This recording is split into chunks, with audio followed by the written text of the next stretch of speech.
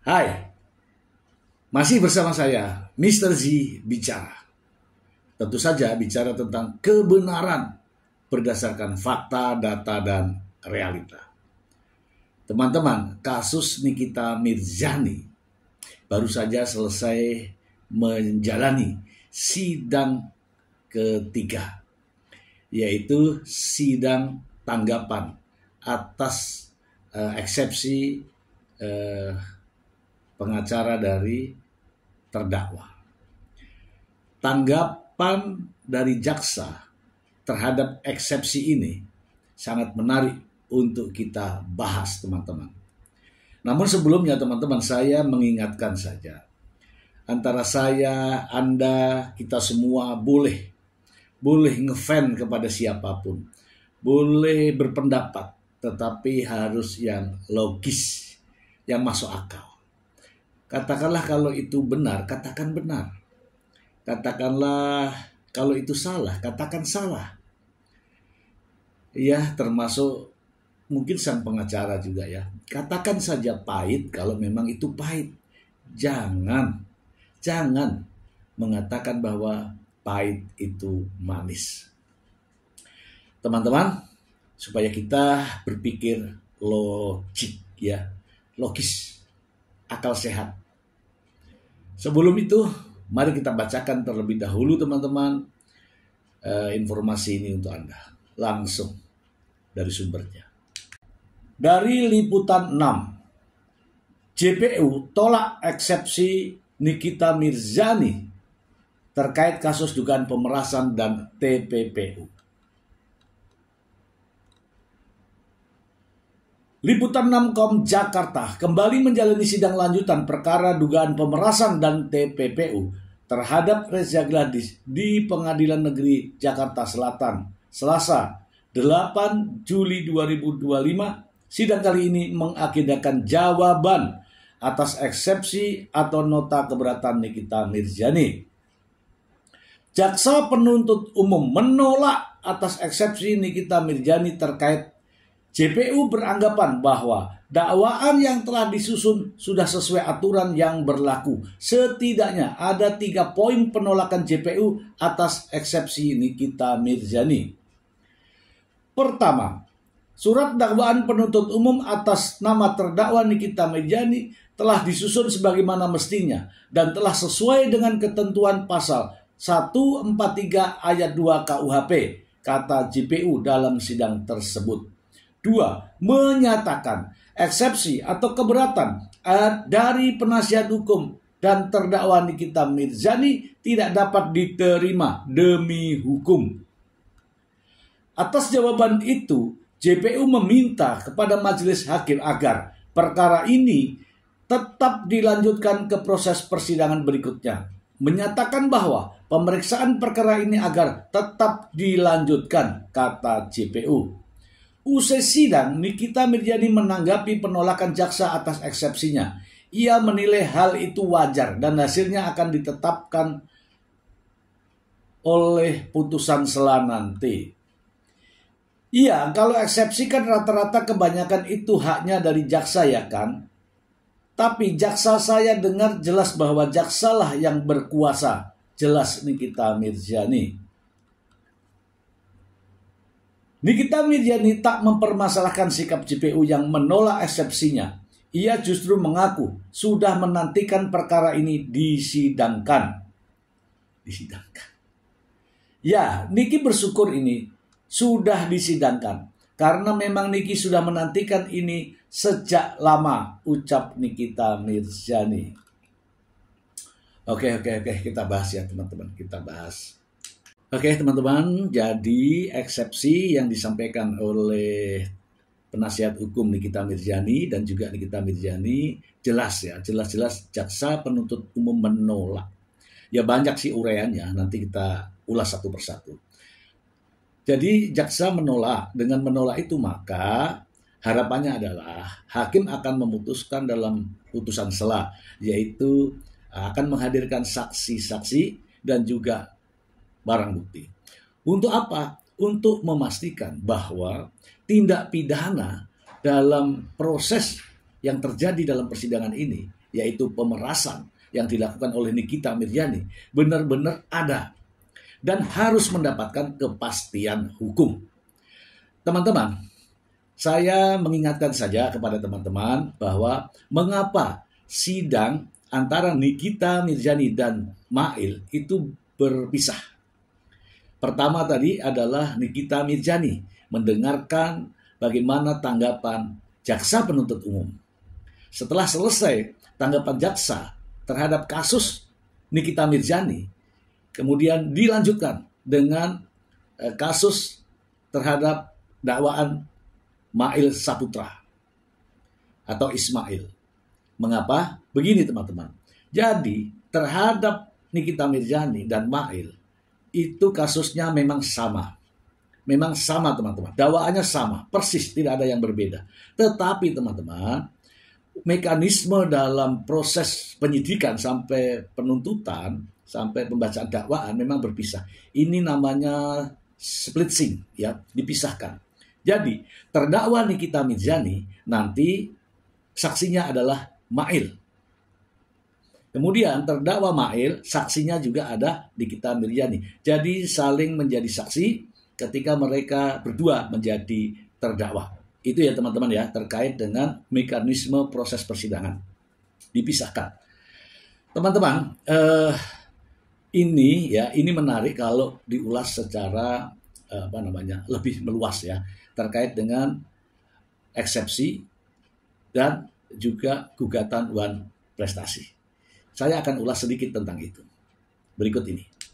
Dalam eksepsi yang dibacakan oleh penasihat hukum kemarin, jelas ya dituangkan dalam eksepsi tersebut mengatakan bahwa ini adalah perdata, gitu ya. Kemudian Reza Gladys tidak berhak melapor. Seharusnya adalah perusahaan atau PT yang melaporkan. Itu diungkapkan oleh sang pengacara dalam eksepsinya. Mungkin pengacara lupa kalau itu yang dimaksudkan harusnya ada linier dengan kasus juga yang sama yang dilakukan gugatan wan prestasi. Begini ya teman-teman, di dalam eksepsi tersebut sang pengacara mengatakan bahwa seharusnya Reza Gladys tidak sah melaporkan tindak pidana ini karena produk yang direview oleh Nikita Mirzani adalah produk PT, produk perusahaan. Seharusnya perusahaanlah yang melapor. Begitu ya. Nah, jadi pernyataan ini justru berbanding terbalik dengan apa yang terjadi pada gugatan wan prestasi. Dalam gugatan wan prestasi, Fahmi Bahmid atau pihak Nikita Mirzani tidak menggugat perusahaan, tidak menggugat PT, melainkan menggugat Reza Gladys dan suaminya, juga Jaksa Agung dan Kapolri. Artinya apa? Antara yang diucapkan pada eksepsi tidak sama dengan apa yang dilakukan terhadap wan prestasi. Sehingga terjadilah kontradiktif antara keinginan ini dalam kasus pidana bisa dialihkan menjadi perdata, namun gugatan perdatanya tidak membahas, tidak menggugat mengenai PT-nya. Hal ini disampaikan oleh pengacara dari Reza Gladys. Kalau tidak percaya, mari kita simak bersama. Jelek, tapi di review bagus. Selama Dr. Reza ngasih 4M. Jadi korbannya siapa? Dr. M apa PT? Yang digugat juga bukan Dr. Reza yang digugat. Bukan bukan PT yang digugat, tapi Dr. Reja yang digugat. Makanya kok bolak-balik ini. Jadi korbannya dari gugatan ini ketahuan korbannya itu PT yang diminta uangnya PT. Kalau dikasih uang 4M, reviewnya nggak jelek lagi tapi bagus terhadap di gugatan perdata. Jadi dari gugatan perdata ini membuktikan eksepsinya itu nggak benar gitu loh. Ya. Nah, kemudian masalah pasal-pasal dakwaan juga dia kupas. Itu kan juga wilayahnya jaksa. Jaksa itu meneliti pokok perkaranya, baru menentukan pasalnya. Ya, kalau misalnya kita laporkan dia pembunuhan, ternyata jaksa melihat adalah penganiayaan yang menimbulkan kematian, jaksa akan membuat pasalnya adalah penganiayaan yang menyebabkan kematian. Kemudian ditanya lagi bahwa kenapa dakwaan alternatif 1, alternatif 2 itu isinya sama, pasalnya beda. Itulah yang dinamakan alternatif. Dengan cerita seperti itu, cerita yang sama di alternatif 1, pasalnya adalah pasal yang dipilih. Kemudian alternatif 2, ceritanya sama, pasalnya pasal yang lain. Itu namanya alternatif. Kemudian di eksepsi dikatakan lagi TPPU ini tidak ada pidana asal. Ya, di situ ada dakwaan kumulatif. Kumulatif pertama lah tindak pidana asalnya, kumulatif kedua TPPU-nya. Ya, jadi eksepsi ini mesti banyak belajar lagi, mesti sekolah lagi kayaknya. Jadi dalam eksepsinya juga disampaikan bahwa teman-teman, jadi selain sidang tanggapan dari jaksa penuntut umum terhadap eksepsi, hari ini juga dilakukan proses mediasi. Dan ini diizinkan oleh hakim ketua dalam persidangan tersebut mengizinkan Nikita Mirzani untuk mengikuti sidang mediasi. Namun teman-teman, sidang mediasi gagal karena Reza Gladys tidak hadir dalam proses mediasi tersebut. Itu boleh saja. Makanya tidak menghendaki adanya mediasi, walaupun diberikan ruang untuk mediasi, namun tidak terjadi. Maka sidang gugatan ini akan terus berlanjut ya, meskipun pada pembuktiannya nanti akan begitu rumit. Teman-teman, saya ada sedikit cuplikan terkait dengan gagalnya sidang mediasi sehingga Nikita Mirzani begitu kesal. Berikut ini.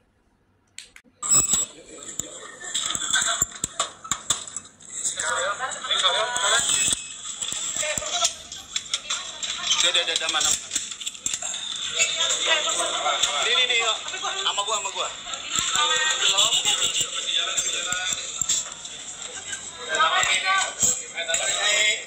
Dulu. Tasya, dulu tas. Oh. Ngobrolnya lawyernya udah gimana nih? Kalau tangga. Kesel tadi Ami sepertinya tadi. Kayaknya nggak hadir gimana? Kayaknya tadi ada emosi nih. Warga. Ami tadi sepertinya agak berbahasa kurang nggak langkah terus nggak dihadirkan kan? Harusnya kan harus dia dihadirkan tuh. Kecewa nggak sih Mi? Geserin. Sambil maju. Teman-teman, dari apa yang saya lihat dalam proses persidangan tadi, saya melihat jaksa sepakat menolak semua eksepsi dari kuasa hukum Nikita Mirzani. Tak satu pun eksepsinya diterima. Itulah yang terjadi. Sehingga jaksa berharap bahwa sidang terkait dengan perkara ini dapat dilanjutkan ke proses pembuktian. Ini akan semakin seru. Jangan dilewatkan teman-teman. Karena begini, sang pengacara Fahmi Bahmid di berbagai media selalu mengucapkan adanya hal-hal yang mengejutkan. Kira-kira apa yang mengejutkan? Apakah kita akan terkejut terkait dengan perjuangan Fahmi Bahmid? Ataukah justru kita akan terkejut ketika dakwaan jaksa bisa dibuktikan? Teman-teman semua, sekali lagi saya mengatakan bahwa saya berbicara ini terkait dengan perkaranya, bukan berlandaskan pada suka atau tidak suka. Nikita Mirzani saya tidak kenal Dr. Reza Gladys pun saya tidak kenal. Namun, saya mempelajari peristiwanya. Dan bagi teman-teman, apabila mengidolakan salah satunya, ya jangan cinta mati. Tetap harus menggunakan akal sehat. Yang pahit katakan pahit, jangan pernah katakan manis. Itu saja dari saya, semoga bermanfaat. Terima kasih. Bye.